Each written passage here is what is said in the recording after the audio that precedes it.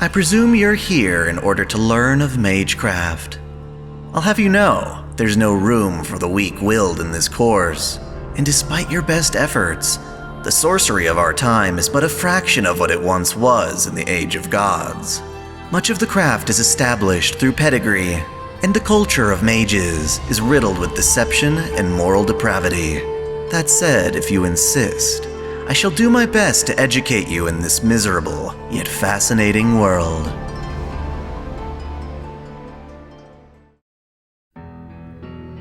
In our first and previous lesson in Magecraft, I divulged the secrets of the Swirl of the Root, as well as its role in the ambitions of mages.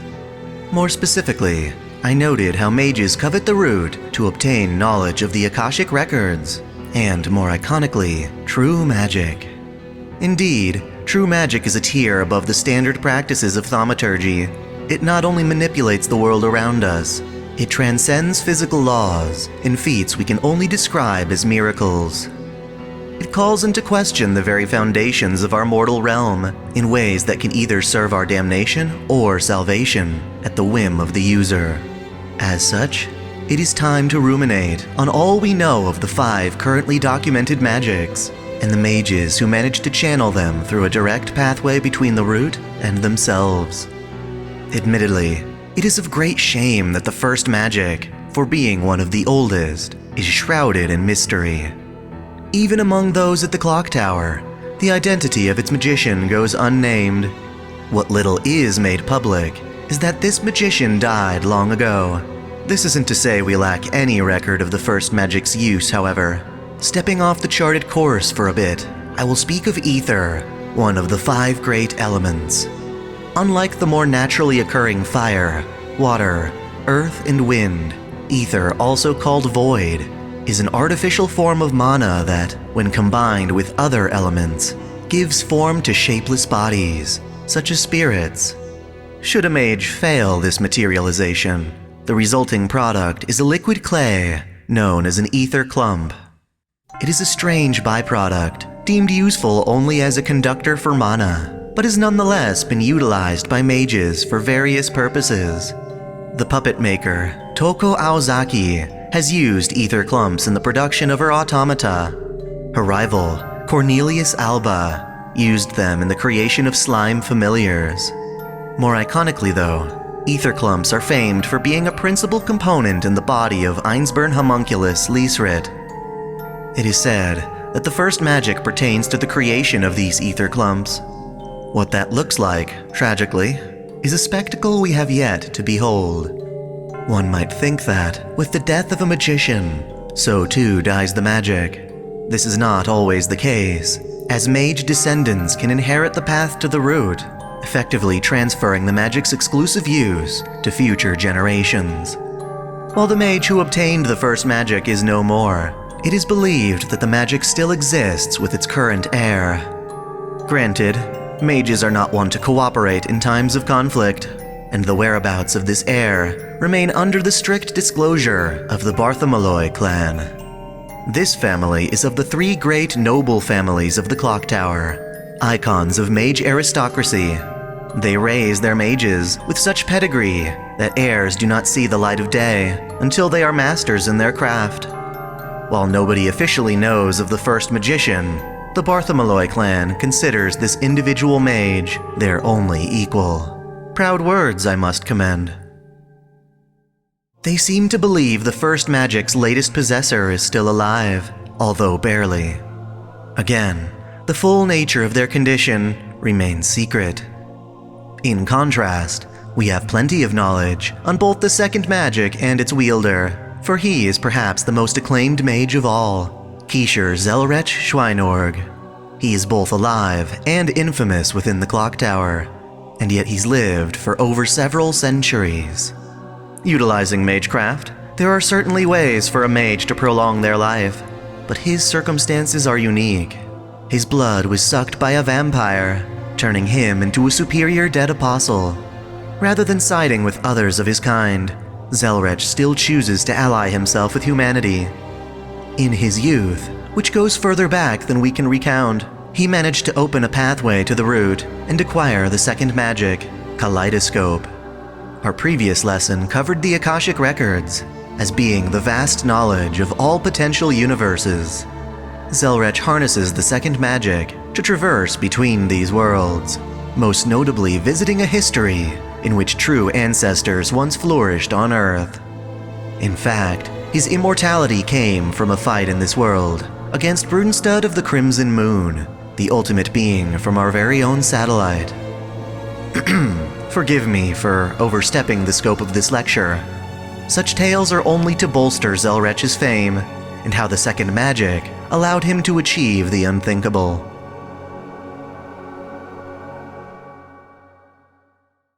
Kaleidoscope causes what is called a dimensional refraction phenomenon, the process of creating openings into parallel universes.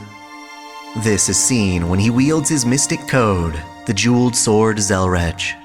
Through the refraction phenomenon, it draws mana from parallel worlds with limitless potential. Though Zelrech was known for taking pupils on a whim, most were traumatized by his tutelage. That is, with the exception of Nagato Tosaka. For his righteous nature, Zelrech decided to teach him and impart knowledge of the jeweled sword's design. Zelrech thought nothing would come of this, underestimating the Tosaka lineage, until 6 generations later, the family's successor, Rin Tosaka, manages to recreate the sword, though admittedly, she has some help. In another of many parallel worlds, Zelrech remains at the clock tower, using his research to craft 2 other mystic codes, the Kaleidosticks, Magical Ruby and Sapphire. Much like the jeweled sword, these sticks draw infinite quantities of mana, with the obscure restriction that they be used exclusively by girls. It is worth noting that, in this world, Lord El Malloy II, formerly known as Waver Velvet, serves under Zelrech. Moving on, we have the third magic, which is ironically the most well-known, despite having been lost for over 1,000 years. Originally living prior to the death of Christ, an ancestor of the Einsburn family of mages managed to obtain the third magic. Unfortunately, this mage mysteriously disappeared, and the magic was deemed lost. Since that time, the Einsburns created a homunculus factory, desperately trying to produce a specimen with similar qualities to the absent magician. Eventually, over 8 centuries, their efforts resulted in the homunculus Justiz Liedrich von Einsburn. The family placed all their hopes onto her, believing she could possibly reproduce the lost magic. Due to a lack of efficiency, however, she was deemed a failure. Humans of the Einsburns either left or killed themselves, leaving only their homunculi to continue onward, which they did. In a grand effort to reopen their path to the root, Justiz teamed up with other mage families to establish the Greater Grail and the Heaven's Feel ritual, which in practice became the Holy Grail War. That said, just what is this magic? Heaven's Feel is described as a magic that allows for the materialization of the soul. While all things come from the root, living beings exist as a combination of a soul and body. Of them, the soul is what contains a person's mind, memories, and precious magic circuits. The soul relies on the body to anchor itself to the world, for without a body, it would disperse and return to the root. This, naturally, occurs when those of the living ultimately die, and is generally inescapable. Mages, such as Zoken Mato, have tried to continue living by transplanting their souls from one body to another, only to suffer the side effect of their souls decaying over time. The magic of Heaven's Feel eliminates this problem. It materializes the soul such that it no longer disperses when not anchored to a body. The effect is akin to transcendence, turning one from a being bound by mortality to one whose consciousness is everlasting. At the end of the Fifth Holy Grail War, the Einsburn descendant Eliasfeel dons the Dress of Heaven, a mystic code made from her servant Lisrit's body, and uses it to temporarily access this magic, preserving the soul of Shiro Emiya long enough to be transplanted into an automaton body without decay. In a separate instance, the heroic spirit turned mortal mage, Amakusa Shiro Tokisara, yearned to invoke heaven's feel onto the entire planet, effectively preserving humanity at the cost of its consent and free will. With all this attention, it is often difficult to recall that there is, presumably, a fourth true magic, at least as believed by mages of the modern era. It's embarrassing, really.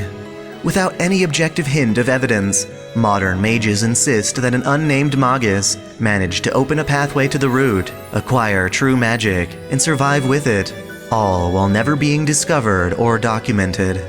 The nature of this mage, and their magic, continue to remain pure speculation. While the fourth magic is unobserved, the fifth magic is easily misunderstood. It is named Magic Blue, and was obtained by Aoko Aozaki after her grandfather opened a path to the root years prior. Though her sister, Toko Aozaki, possessed perhaps the greatest magic circuits known to man, Aoko was still selected to succeed the family and inherit the fifth magic despite minimal training in Magecraft. At the age of 17, only 2 years into her late training, Aoko was attacked by her sister. Enraged at being raised and abandoned at the last moment, denied access to the root, Aoko, the only one able to use the fifth magic, did so for the first time in an attempt to save the life of Sojiro Shizuki, who had been killed in their fight.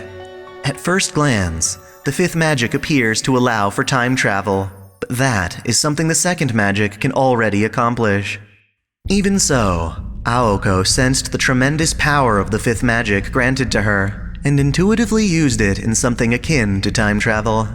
Since Sojiro is already dead, and she could not revive him, she instead cheated the law of conservation of matter.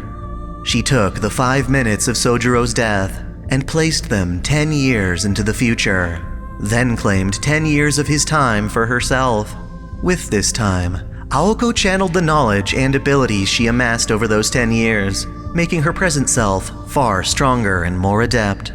This phenomenon caused her to redshift, lighting up her hair in a bright crimson.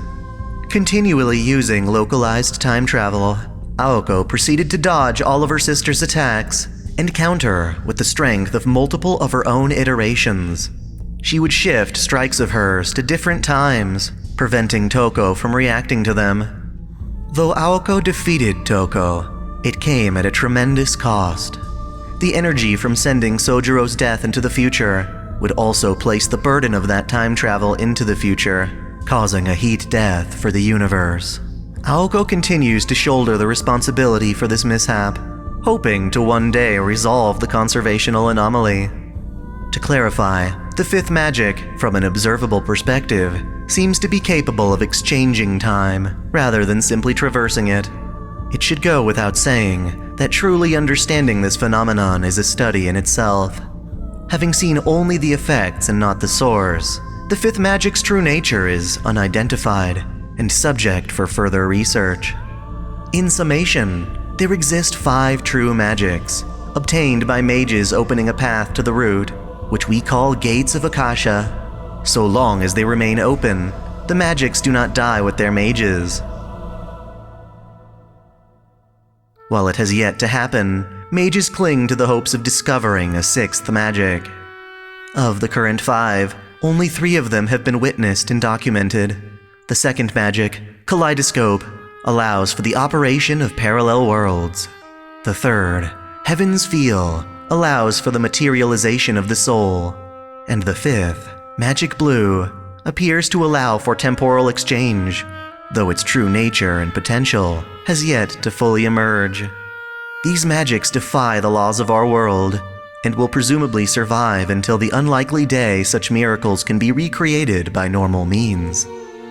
At best, mankind has managed to perform feats that rival the true magics. Kojiro Sasaki, the famed samurai warrior, realizes something akin to Kaleidoscope with his Tsubame Gaeshi. Medea's Magecraft, back during the Age of Gods, was powerful enough to compare as well. Kiritsugu Emiya's ability, Time Alter Double Excel, also pushes the bounds of our reality. These remain just shy of full miracles, preserving the root's importance as the pinnacle of a mage's ambitions. This concludes today's lesson. In the future, I hope to enlighten you to the concept of origins and the elements. These will prove useful before tackling specific spells and techniques.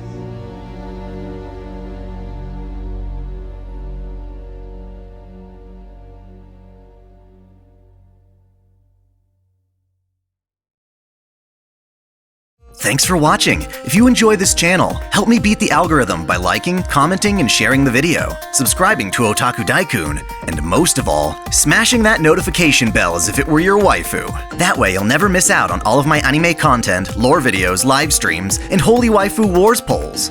My vids are struggling to get featured, so that bell is absolutely critical. If you want to support me directly, check out my Patreon, or consider donating via Super Chat. And as always, celebrate your fandom.